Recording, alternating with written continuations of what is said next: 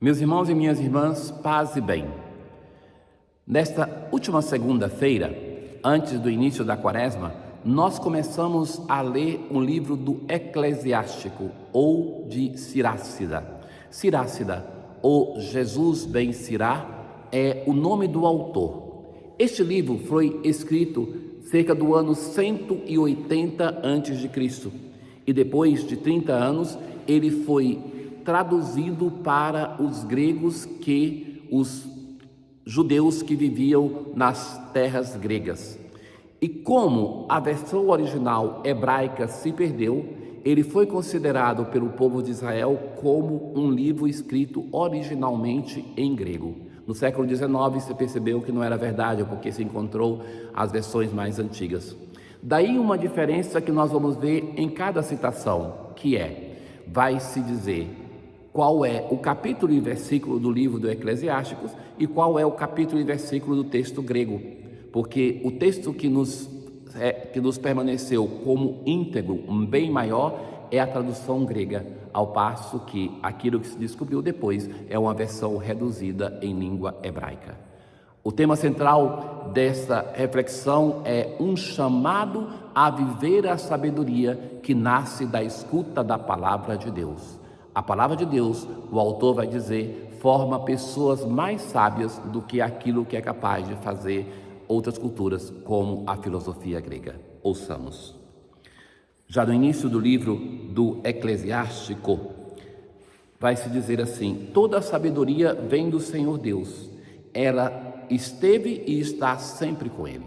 Não existe um outro modo para sermos sábios a não ser na escuta da palavra de Deus.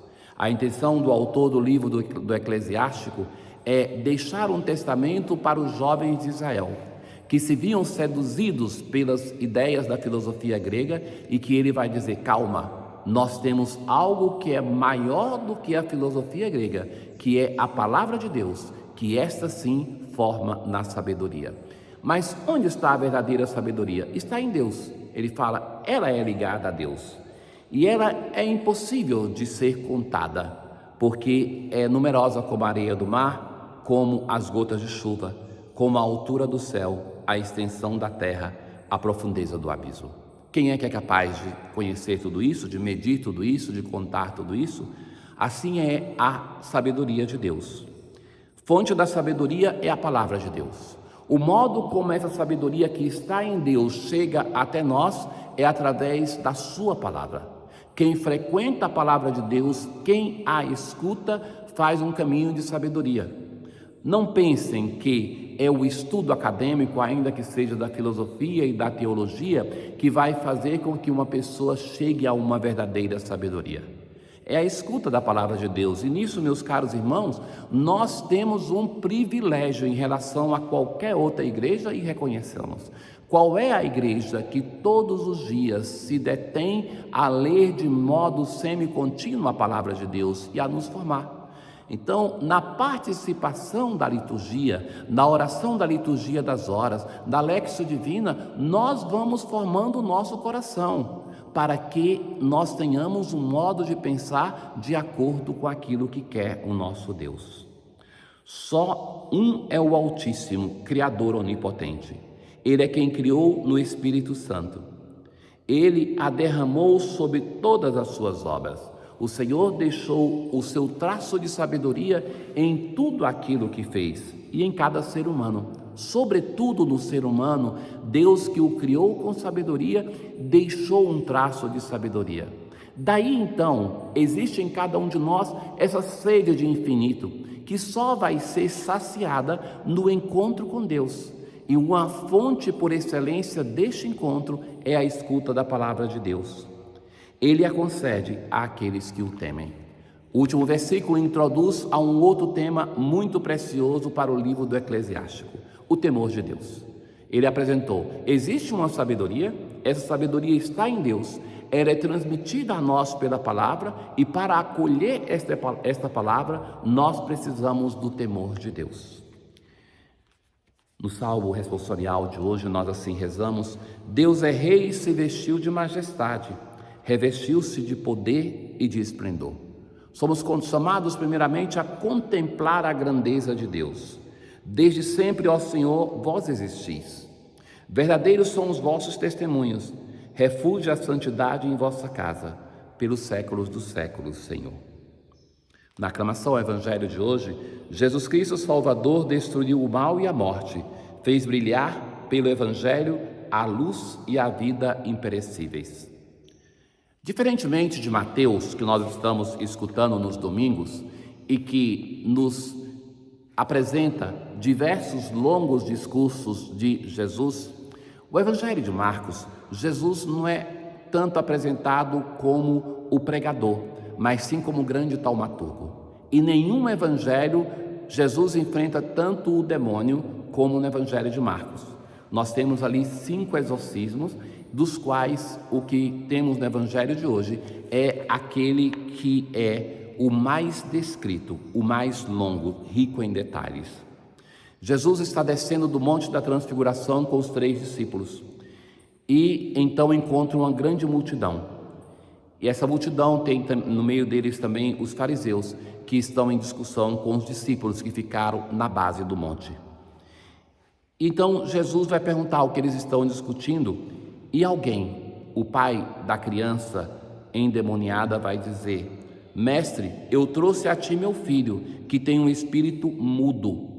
Eu pedi aos teus discípulos para expulsarem o espírito, mas eles não conseguiram. Ora, Jesus tinha acabado de dar poder aos discípulos para enfrentar o mal, os espíritos, para exorcizar, para curar. Então, o que aconteceu com esse poder? Porque da primeira prova de fogo que tem que mostrar que tem esse poder, eles não conseguem. Então, Jesus fica indignado e vai dizer: ó geração incrédula. É uma ausência de fé que ele identifica, é esse o motivo. Trazei aqui o menino. Quando o espírito viu Jesus, sacudiu violentamente o menino. E Jesus pergunta: desde quando ele está assim? Desde criança. E muitas vezes o espírito lançou no fogo e na água para tentar matá-lo. E a expressão de fé deste pai é interessante. Veja que quando os genitores se aproximam de Jesus no Evangelho para interceder pelo filho, na maioria das vezes é o pai. Porque na tradição bíblica é o pai que é responsável pela formação do caminho de fé. É ele que professa a fé. E Jesus ele vai dizer: se podes fazer alguma coisa, tem piedade de nós e ajuda-nos. A resposta de Jesus: se podes, tudo é possível para aquele que tem fé. Eu tenho fé, mas ajuda a minha falta de fé. Este reconhecimento deste homem é muito interessante. Todos nós deveríamos afirmar isso. Temos fé, eu tenho fé, mas ainda convivemos com a falta de fé. Ele reconhece isso. E Jesus vai dizer: espírito mudo e surdo, eu te ordeno que saias do menino e nunca mais entre nele. O espírito sai, mas sacode o menino por terra, que fica como morto, e vão dizer: de fato, ele morreu. Jesus toma o menino pela mão, levanta, e o menino ficou de pé. Depois disso, Jesus entra na casa com os discípulos e eles perguntam: por que nós não conseguimos expulsar o espírito? Jesus respondeu: esta espécie de demônios não pode ser expulsa de nenhum modo, a não ser pela oração. Veja, Jesus dá um poder aos apóstolos, mas agora, depois que eles se surpreendem que não conseguiram, Jesus explica: todo o poder que nos dá o Senhor só tem função na medida que ele é exercido em nome de Deus. É Deus que age através dos seus apóstolos. Por esse motivo, a necessidade de oração.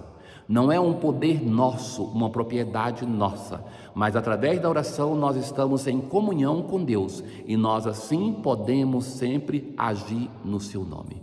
A necessidade de oração para formar o discípulo.